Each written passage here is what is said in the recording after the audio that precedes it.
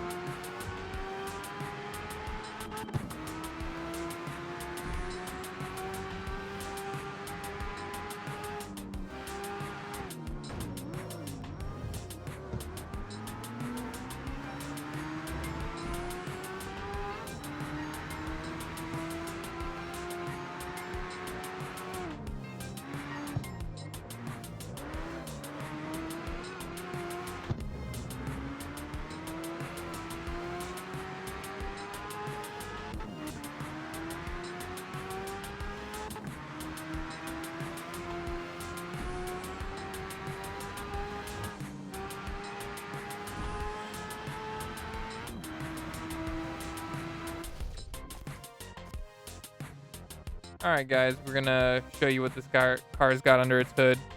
For the engine, we upgraded the ECU to street, the injectors to racing.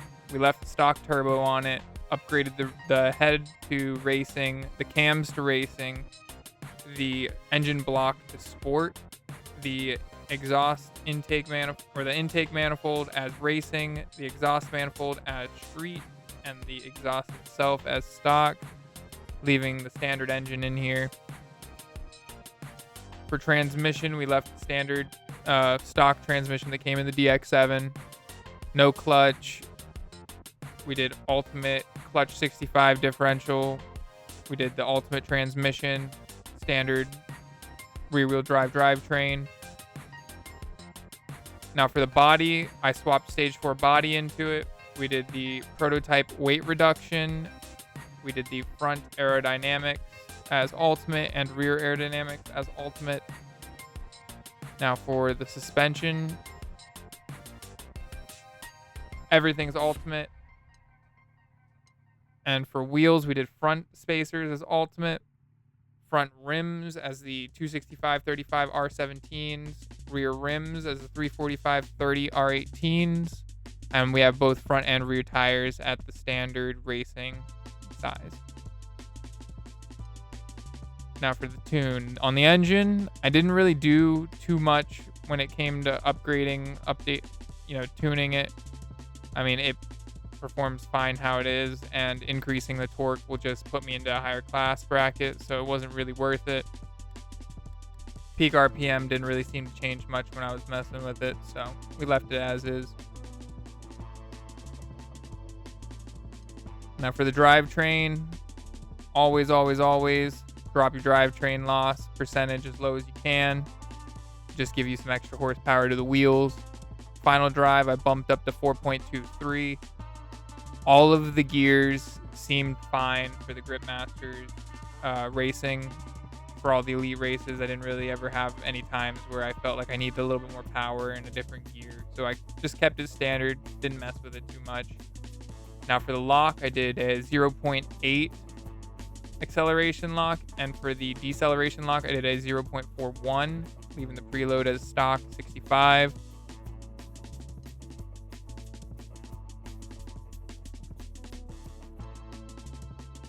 Now for the body upgrades, we did weight. We dropped that as far as we could. For weight distribution, we put it at 50-50 all the way to the left. For downforce, we did 34 front, 37 rear, and then we made sure our car was least air resistant as possible. Now for the suspension, front spring stiffness, we dropped down 12 points from stock, so it's at 68. Front anti-rolls, we left standard, pretty soft. Camber, 5.5 in the front was fine how it was. For the caster, we decreased it to 9. Braking force, we ramped that all the way up to 12.3.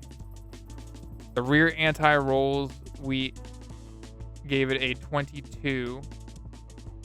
For the rear camber, we only put -5. And that's about it.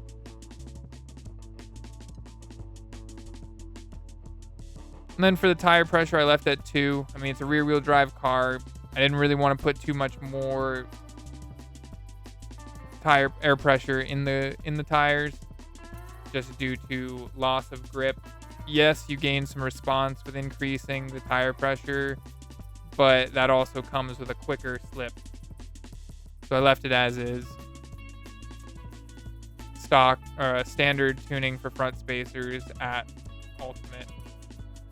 You could probably get away with some smaller spacers if you wanted to, some cheaper spacers at 15 centimeter offset, but the 15 centimeter offset's the way to go.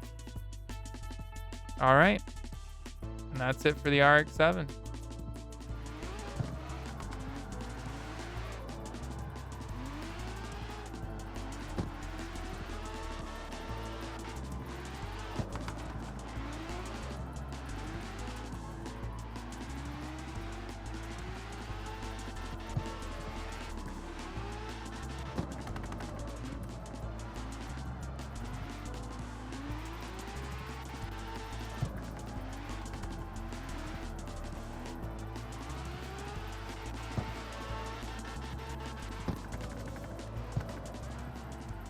Now for the C5 build of the DX7, we have changed some of the upgrades on the engine. We did the Elite ECU, Elite fuel system, or fuel injectors, Sport Turbo, Elite heads, Racing camshaft, Elite block, Elite intake manifold, Elite exhaust manifold, and Elite exhaust. Now for the drivetrain, stock transmission, ultimate clutch, ultimate trans, ultimate clutch 65, and standard rear differential. For the body, we did the stock body on this one. This is something that's a lot different. We went for a lot more power overweight on this build, just to break the car loose. We did do an ultimate weight reduction. We put an ultimate gas tank in there for those long drift sessions with the boys. No aero upgrades. For suspension, I did throw the prototype arms, front A-arms in.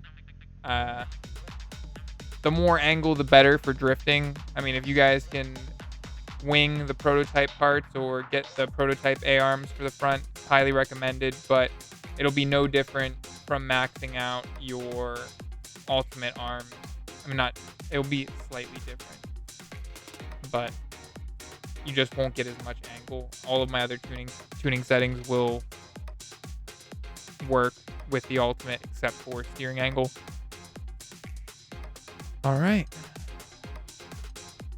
For wheels, we did ultimate front and rear spacers. We got the 285/30 R18s in the front and the rear, and we have stretch -5s for both front and rear. Now let's get into the tuning.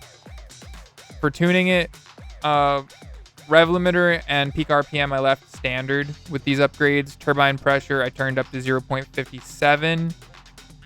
Torque at high, torque at medium, and torque at low I maxed out. I mean, the more torque, the more spin, you know? All right. For the drivetrain, final drive, bumped up to 0.33. Gear shifting speed. If you're running automatic, or not automatic, but a manual no clutch, then this gear shifting speed thing really matters. Turn that all the way down. For drivetrain loss, turn it all the way down. And for lock, XL, and decel, we put that all the way to 1. We want full lock on throttle, full lock off throttle. We put the preload at 130 for a more aggressive more aggressive locking power. Now for the body, we dropped the weight all the way down. We added some weight to the front of the car.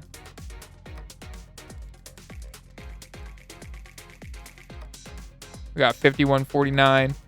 For the center of mass, we dropped that all the way down.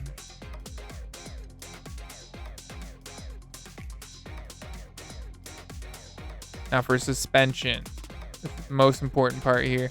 For spring length, we increased it. Actually, we left it stock at 115 for the spring length in the front.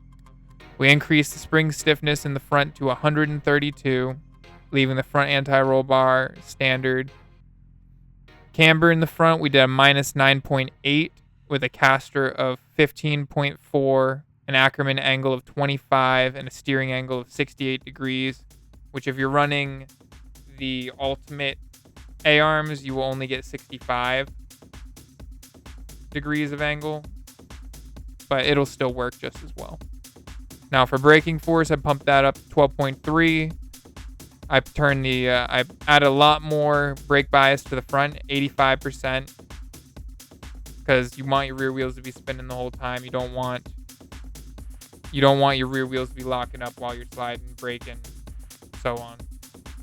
Spring length in the rear, we kept standard. Spring stiffness, we bumped up to 109. Still a little softer than the front, so we get a little bit more grip in the rear when we need it. Now for the camber, we did 3.5. And that about sums it up for the suspension. Now for the wheels, I bumped the tire pressure all the way up. We want it to be as loose as we can get it. Want it to slide. For front wheel offset, I put that all the way at 13.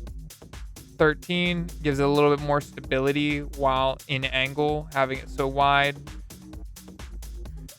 And rear wheel offset we left at default. And that'll do it for the drift and grip build of the DX7. Let me know what you guys want to see in the next video.